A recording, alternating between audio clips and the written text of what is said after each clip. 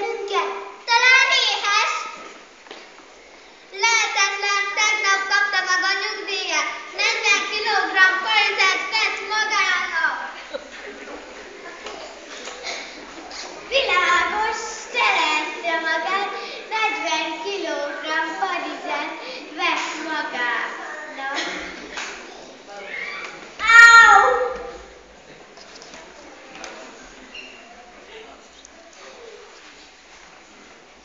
Mégiscsak meg kellene néznünk. Mi van vele, Szrixri? A fogam! Jaj, meghalok. Vége a világ legszebb oroszlányának. Vége a legszebb élőlénynek. Csoda Bruckner, csoda Siegfried, csoda nekem. Megcsoda őrültél, micsoda történt? A fogam! Színészkedik, semmi baja. Nagyon fáj? Nem, egyáltalán nem fáj, de majd 1-2 hónap múlva én úgyis meghalok.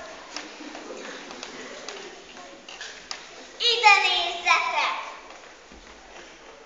Hát, ez bizony kiugat. Egy lyuk! Egy lég. Egy lyukacska. Liki-luki.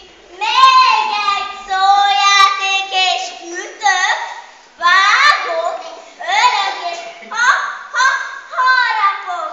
Tudok is én ezzel itt harapni. Nézzétek! Dömödöm. Szóval te is, tudod, azt mondtad talán, hogy lyuk, te vagy lyukacska vagy liki-luki. Mi? Dömödöm. Hát ezt mondom. Jaj, de sajnálom. Jaj, de síratom szegényt. Kicsodát? Kicsodát? Kinek lyukat ki itt a foga? Ki van halálra ítélve? Kicsodát? Magamat sajnálom, számom, síratom. Inkább a fogmosást gyakoroltad volna. Most nem kéne siránkozni. Azt állítod, hogy sohasem mosta a fogad? Igen. Hát ez bizony igaz. Valamit ki kéne találni, akinek eszébe jut valami, jelentkezzen.